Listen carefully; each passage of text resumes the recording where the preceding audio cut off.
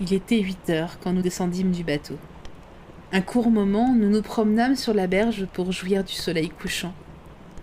Puis, nous nous retirâmes dans l'auberge. De là, nous contemplâmes encore le paysage, les eaux, les bois, les montagnes obscurcies par la nuit, mais dont les contours noirs restaient visibles. Le vent qui s'était calmé au sud soufflait maintenant de l'ouest avec une grande violence. La lune avait déjà atteint son apogée et commençait à descendre.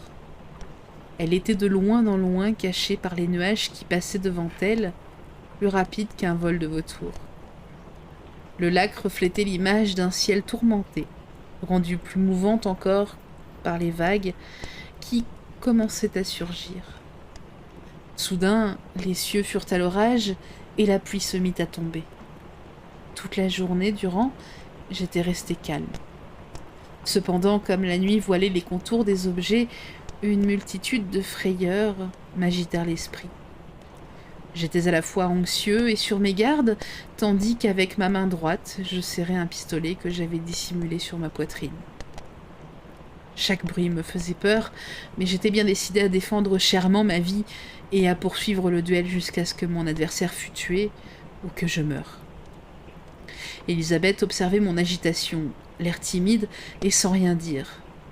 Mais il y avait quelque chose dans mon regard qui dut lui inspirer de la frayeur, car elle me dit bientôt en tremblant : « Pourquoi tu t'agites ainsi, mon cher Victor ? De quoi as-tu donc peur ? Oh, calme-toi, mon amour, répondis-je. Cette nuit, et puis tout sera bien. Cette nuit est un cauchemar, un véritable cauchemar. Au bout d'une heure passée, je compris soudain quelle chose horrible serait pour mon épouse le combat que j'étais sur le point d'engager, et je l'invitai énergiquement à se retirer, décidant de la rejoindre que lorsque la situation du monstre me serait exactement connue. Elle me laissa donc, et je continuai pendant un certain temps.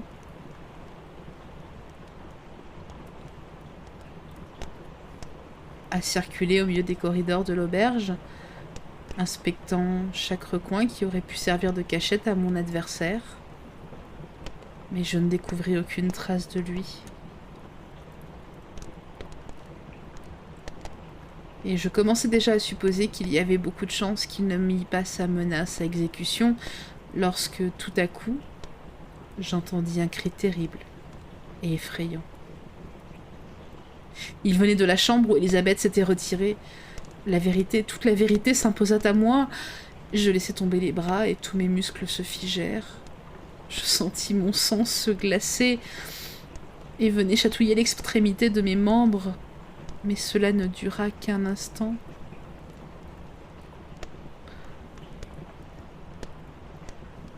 Un autre cri jaillit et je me ruai vers la chambre.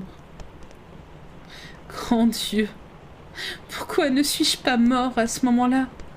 Pourquoi suis-je ici à vous relater l'anéantissement de ma seule espérance et de la plus pure des créatures humaines ? Elle gisait, inerte et sans vie au travers du lit, et la tête pendante, les traits livides, contractés, à moitié cachés par sa chevelure.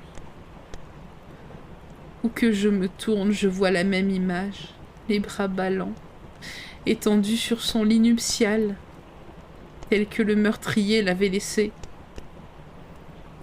Pourrais-je encore vivre après cela ? Hélas, la vie est obstinée. Elle se cramponne à vous, même quand on la déteste. À cet instant, je perdis connaissance et m'écroulai sur le sol. Lorsque je retrouvai mes esprits, les gens de l'auberge m'entouraient. Leur physionomie exprimait une indicible terreur, mais cette terreur-là me semblait une caricature.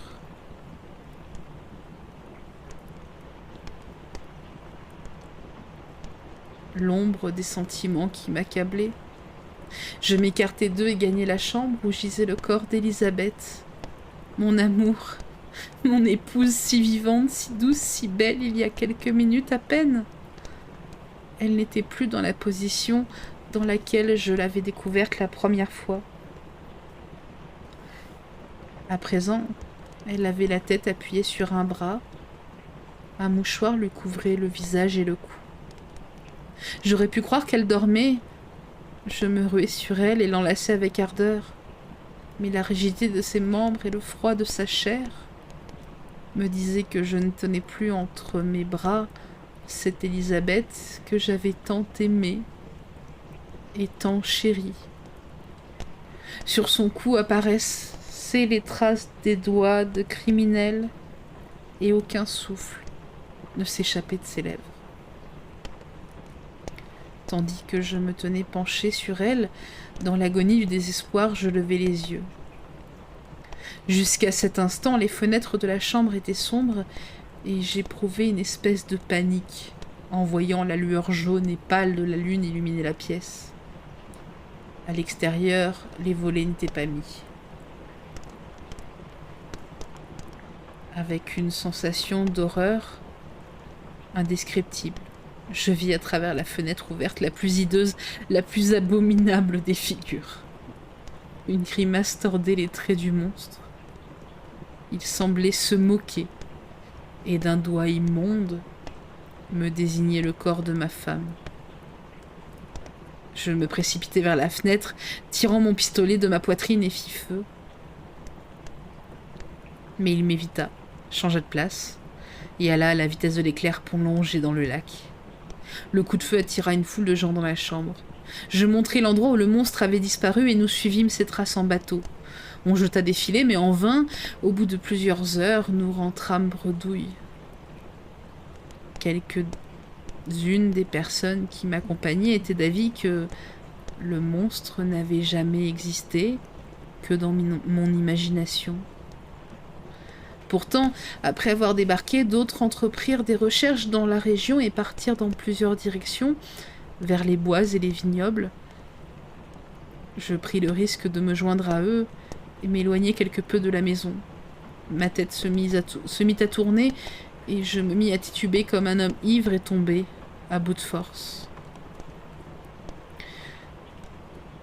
Un voile me couvrait les yeux et la fièvre me brûlait le corps. Dans cet état, tout juste conscient de ce qui m'arrivait, je fus ramené et déposé sur un lit.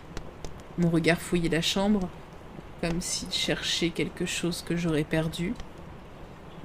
Après un certain temps, je me levai et d'instinct me traînai vers la chambre où reposait le corps de mon amour. Des femmes en pleurs l'entouraient. Je me penchai sur Élisabeth et me mis à pleurer moi aussi.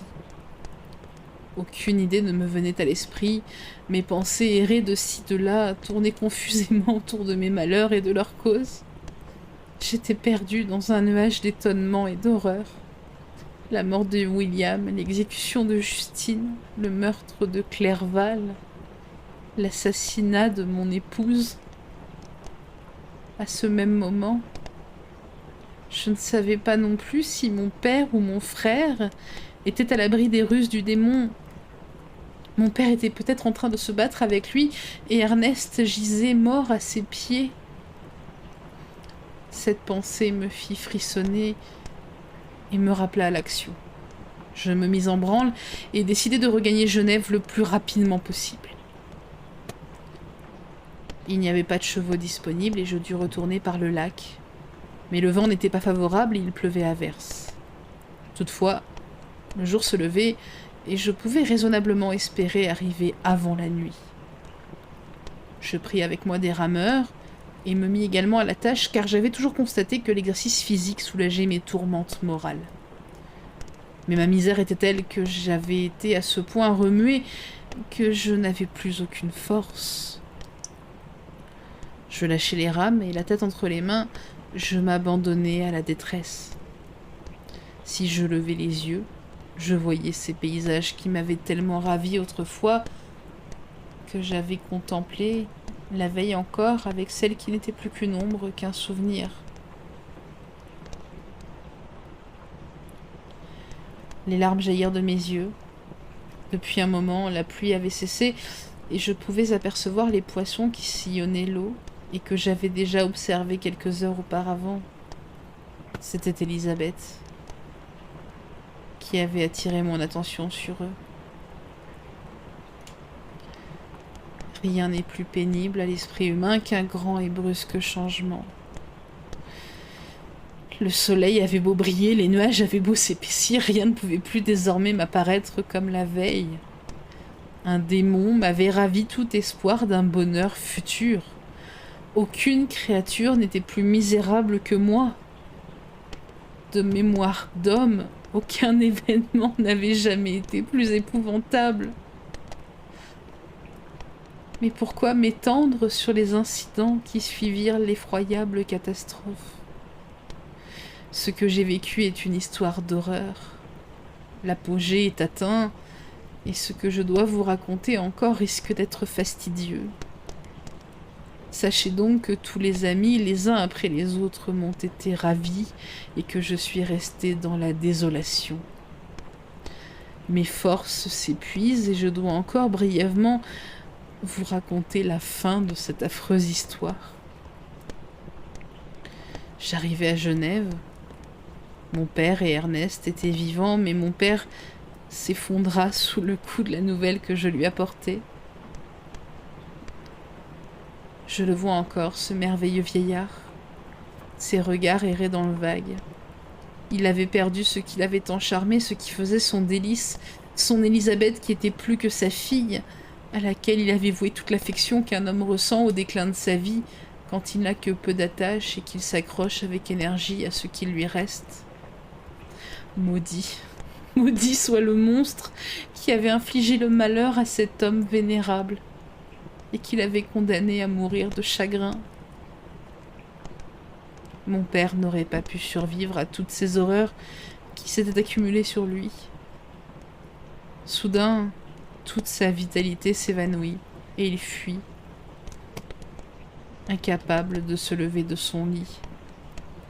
Quelques jours plus tard, il mourait dans mes bras. Qu'advint-il alors de moi? Je ne sais pas. Je perdis toute sensation, si ce n'est que des chaînes et des ténèbres m'entouraient. Parfois, il est vrai, je rêvais que je me promenais au milieu des vallons fleuris et des prés en compagnie de mes amis d'enfance. Et puis je me réveillais et me voyais dans une geôle. J'étais frappée d'hébétude. Par la suite, je repris progressivement conscience de mes malheurs et de la situation dans laquelle je me trouvais. Je fus relâchée. On m'avait déclaré fou et durant plusieurs mois, selon ce que j'ai pu apprendre, une cellule solitaire avait été mon seul logement. La liberté, pourtant, ne m'aurait servi à rien si je n'avais pas eu, au fur et à mesure que ma raison revenait, le désir de me venger. Alors que j'étais assaillie par le souvenir de mes malheurs, je commençais à m'interroger sur leur cause, sur le monstre que j'avais créé, l'abominable démon que j'avais lâché sur le monde pour me détruire. Quand j'y pensais, une rage folle s'emparait de moi. Je désirais, je priais ardemment pour qu'il pût tomber entre mes mains et que je fusse en mesure d'accomplir ma vengeance sur sa tête maudite. Ma haine ne se borna pas longtemps à des souhaits inutiles. Je me mis également à réfléchir sur les moyens les plus sûrs d'arriver à mes fins. Dans cet ordre d'idées, à peu près un mois après ma libération, je me rendis auprès d'un magistrat de la ville qui s'occupait des affaires criminelles et lui dis que j'avais une accusation à porter, que je connaissais l'assassin de ma famille et que je voulais qu'il usât de toute son autorité pour mettre la main sur le coupable. « Soyez assuré, monsieur, que je ne ménagerai aucune peine pour trouver le scélérat, dit-il. Le magistrat m'écouta avec attention et gentillesse. « Je vous remercie, mais écoutez la déposition que j'ai à vous faire, c'est, il est vrai, un récit si étrange que je craindrais que vous n'y accordiez aucun crédit s'il n'y avait un fait apparemment extraordinaire qui devait entraîner votre conviction. Mon histoire est du reste si logique qu'on ne pourrait pas la confondre avec un rêve, et je n'ai aucune raison de vous mentir. L'attitude que j'avais adoptée était pressante, mais calme. J'avais formé le projet de poursuivre mon destructeur jusque dans la mort, et cette décision avait quelque peu adouci ma détresse, et m'avait momentanément réconcilié avec la vie. Je rapportais donc brièvement mon histoire, mais avec fermeté et précision, en donnant les dates de chaque événement, sans jamais me laisser aller à l'invective ni à la colère. D'abord, le magistrat parut totalement incrédule. Mais comme je continuais, il devint plus attentif et plus intéressé. Je le voyais souvent frissonner d'horreur. Parfois, une vive surprise dépourvue de tout scepticisme se peignait sur son visage. Je terminai mon récit en disant « Telle est la créature que j'accuse et que je vous demande de faire arrêter et de punir en usant de tout votre pouvoir. C'est votre devoir de magistrat, et je crois, j'espère, que les sentiments d'un homme comme vous ne seront pas révoltés si vous exercez vos fonctions en pareil cas. » Ce point amena un grand changement d'attitude chez mon auditeur. Il avait écouté mon histoire avec cette sorte de demi-croyance qu'on accorde aux récits de fantômes et aux événements surnaturels. Mais quand je l'eus pressé d'agir officiellement, toute son incrédulité reprit le dessus. Il me répondit toutefois avec douceur. « Je voudrais volontiers vous aider dans cette tâche, mais la créature dont vous m'avez parlé semble posséder une force qui annihilerait tous mes efforts. Qui serait capable de suivre un animal qui peut traverser une mer de glace et se réfugier dans des grottes et des trous où aucun être humain n'oserait s'aventurer? Au surplus, plusieurs mois se sont passés depuis qu'elle a commis ces crimes, et personne ne peut dire aujourd'hui où elle erre et dans quelle région elle habite. Je ne doute pas qu'elle se cache quelque part près de l'endroit où je réside, et si elle avait effectivement trouvé refuge dans les Alpes, on peut la traquer comme un chamois et l'abattre comme une bête de proie. Mais je devine vos sentiments. Vous n'accordez aucun crédit à mon histoire et vous n'avez pas l'intention de poursuivre mon ennemi et d'aller le châtier dans sa retraite. » Avec ces mots, la colère avait éclaté dans mes yeux. Le magistrat en fut troublé. « Vous vous méprenez. Je vais agir et s'il est en mon pouvoir de capturer le monstre, soyez assurés qu'il sera puni selon ses crimes. Mais j'ai peur, d'après ce que vous m'avez dit, vous-même, de sa puissance, que ce ne soit pas possible. Aussi, tout en vous promettant de prendre toutes les mesures qui s'imposent, je pense que vous devez vous attendre à un échec. Il ne peut pas en être ainsi. Mais tout ce que je pourrais vous dire n'a que peu de poids. Ma soif de vengeance ne vous concerne pas. Bien que je sache que c'est un vice, je vous avoue qu'elle me dévore et qu'elle est devenue ma seule passion. La rage est indicible et je pense que le tueur que j'ai lâché dans le monde vit toujours. Vous refusez ce que je vous demande, j'ai une autre possibilité. Je vais moi-même, au péril de ma vie, détruire le monstre. » Je tremblais à l'extrême en prononçant ces mots. Il y avait de l'extravagance dans mes manières et aussi, je n'en doute pas, cette espèce de frénésie hautaine qui, dit-on, saisissait les martyrs de l'Antiquité.